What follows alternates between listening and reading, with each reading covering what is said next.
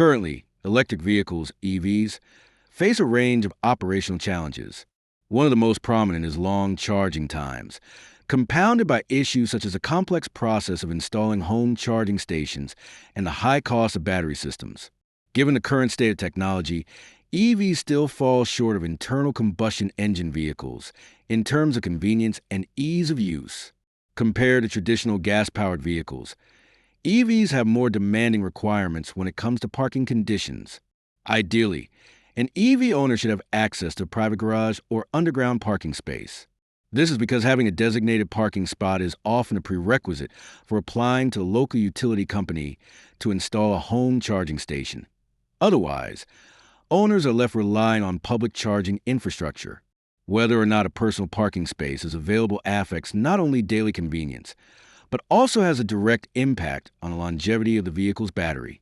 NASA experiments have demonstrated that elevated temperatures accelerate battery degradation. A garage or underground parking facility can help shield EVs from heat, rain, and other environmental factors, significantly contributing to battery health and extending the overall service life of the vehicle.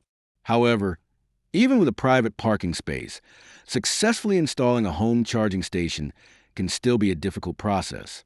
In many areas, the utility company requires the applicant to submit a consent form signed by the property management or homeowners association before installation can proceed. This requirement undoubtedly adds another layer of complexity. In real-world scenarios, there have been numerous instances where EV owners purchased a vehicle and attempted to install a home charger, only to be blocked by property managers or local HOA committees.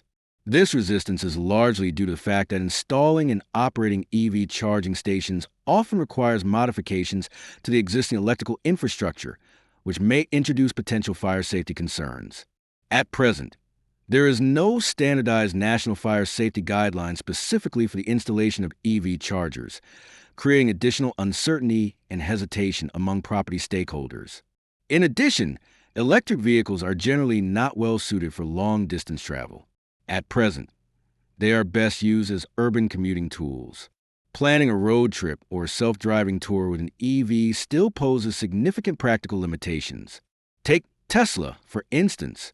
The company once demonstrated that it could drive 1,000 kilometers, about 620 miles, on a single charge. However, this achievement was under highly controlled conditions, using special low-resistance tires, turning off the air conditioning, and maintaining a steady cruising speed of just 40 kilometers per hour, about 25 miles per hour. It's similar to when a smartphone claims a week of standby time, but only when the screen is off, all background apps are closed, and no calls or texts are made. In other words, it's not a scenario that reflects real-world usage. For some EVs equipped with lithium iron phosphate LFP batteries, range is even more sensitive to temperature changes. When the temperature drops to 0 degrees Celsius, 32 degrees Fahrenheit, battery capacity can decrease by about 10%. At minus 20 degrees Celsius, minus 4 degrees Fahrenheit, the loss may reach up to 30%. Given these factors, attempting long-distance travel with current EV technology can involve many inconveniences, especially in colder climates or during winter months. Moreover, charging infrastructure and power grid capacity also limit the broader adoption of EVs. Fast chargers, while improving convenience, require a tremendous amount of electricity, comparable to consumption of several dozen households. In most cases, installing such a charger requires a dedicated transformer. However, not all local electrical grids have the capacity to accommodate additional transformers. The additional load introduced by widespread EV charger installations places significant pressure on the power grid, a challenge that cannot be ignored. Even if an electric vehicle can be charged up to 80% in just 30 minutes, it still falls short in terms of convenience when compared to a fuel-powered vehicle, which can be refueled in just 3 to 5 minutes. The difference in user experience remains significant, especially during long trips or busy schedules. That said, EVs do come with their own set of advantages. Unlike traditional gasoline vehicles, EVs don't require frequent oil changes or the regular replacement of parts like air filters, fuel filters, and spark plugs. As a result, their ongoing maintenance costs tend to be lower. Additionally, Electricity is much cheaper than gasoline on a per unit basis. Charging 50 to 60 kilowatt hours of electricity is significantly more cost effective than filling up 50 to 60 liters of gas, offering savings over time for daily drivers. However, battery costs remain a major downside. For certain EV models, the cost of the battery pack alone can reach as high as 70,000 to 80,000 yuan, roughly $10,000 to 11,000 US dollars. This significantly drives up the manufacturing and retail price of EVs, often making them more expensive than their gasoline-powered counterparts despite the long-term savings. Another key concern is depreciation. Due to battery aging and uncertainty around long-term performance, used EVs tend to have lower resale value compared to traditional vehicles. The pre-owned gasoline vehicle market is well established and follows a relatively standard 10-year depreciation model, where a vehicle typically loses around 15% of its value per year during the first 3 years. In contrast, no such widely accepted depreciation model exists for electric vehicles yet.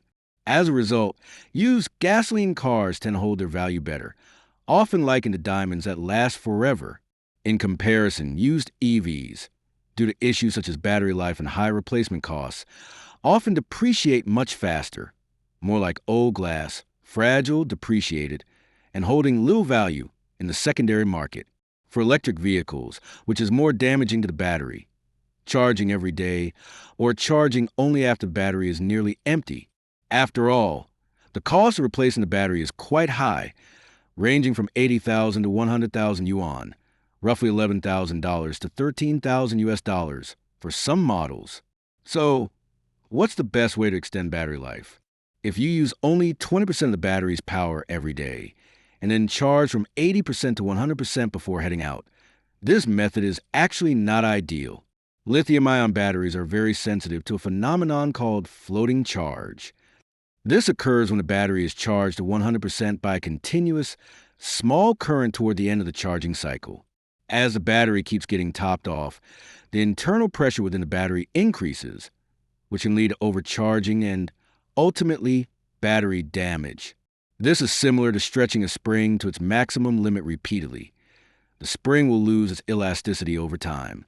Floating charge accelerates battery aging, and the higher the floating charge voltage, the faster this process occurs. To mitigate this, EV manufacturers typically implement a power locking feature when designing the vehicle. For example, in a 100 kilowatt hour battery pack, the maximum charge might only reach 95 kilowatt hours, leaving 5 kilowatt hours locked away and unavailable for use. This helps protect the battery from being overcharged. If you're charging every day, it's best to set the upper charging limit to about 85%, with the power locking feature in place. Maintaining charge cycles between 50% and 80% is ideal for long-term health. However, if daily charging isn't feasible and you wait until the battery is nearly empty before recharging, that can also harm the battery. Overdischarging causes irreversible damage to the internal components, such as the metal compounds, SEI film, and positive electromaterials inside the battery. When the battery drops below 10% or even 5% and the lock power is completely exhausted, it's considered overdischarging. Batteries that experience shallow charging and shallow discharging have a lifespan several times longer than those subjected to overcharging and overdischarging. So, aiming for a balanced charging routine is the best way to ensure your EV's battery lasts as long as possible.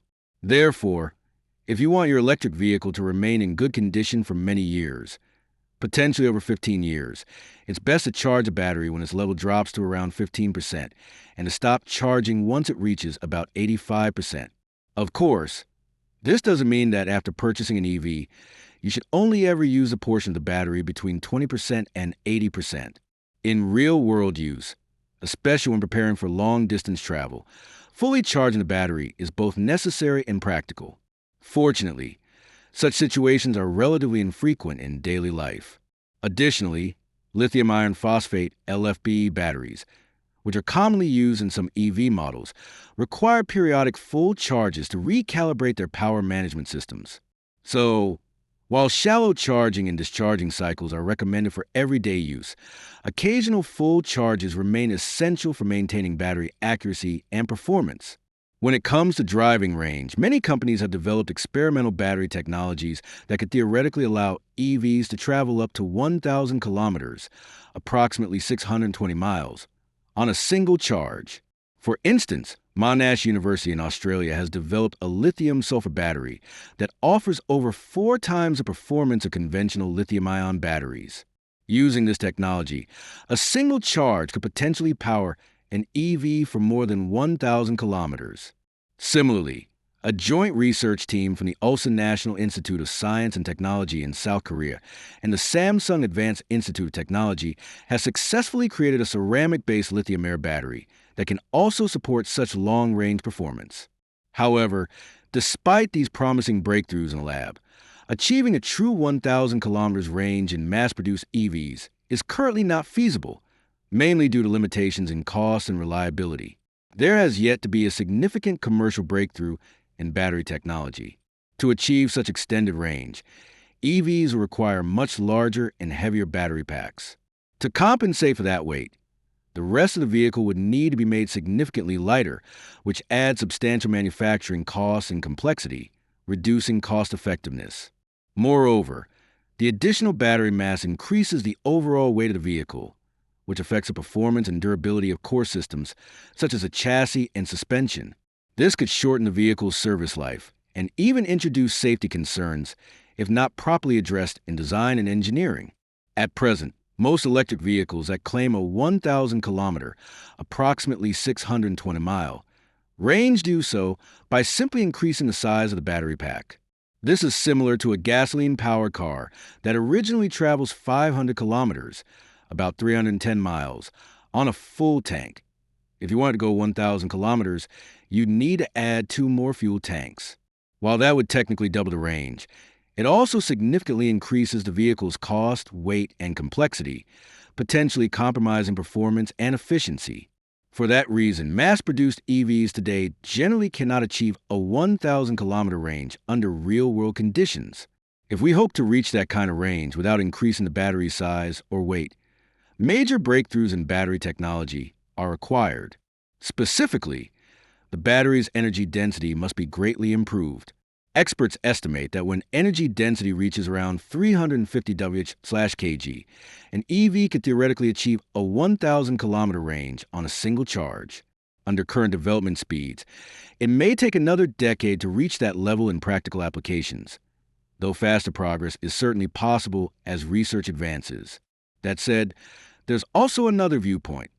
Maybe we don't need a 1,000 kilometer range at all. Once an EV can consistently deliver 500 kilometers, 310 miles, of range, which is already sufficient for the vast majority of daily commutes and even some long-distance drives, focusing solely on pushing that number higher may not be the smartest move. What's more important is improving other aspects of EV ownership: safety, affordability, charging speed, and infrastructure availability. Chasing extremely high ranges could actually lead to wasted resources and unnecessary environmental impact, which runs counter to the core mission of electric vehicles: energy efficiency and emission reduction. After all, a typical gasoline-powered car can travel about 600 kilometers, 307 miles, on a full tank. If we can solve the issue of fast and accessible charging, then the demand for a 1,000 kilometer battery may not even exist.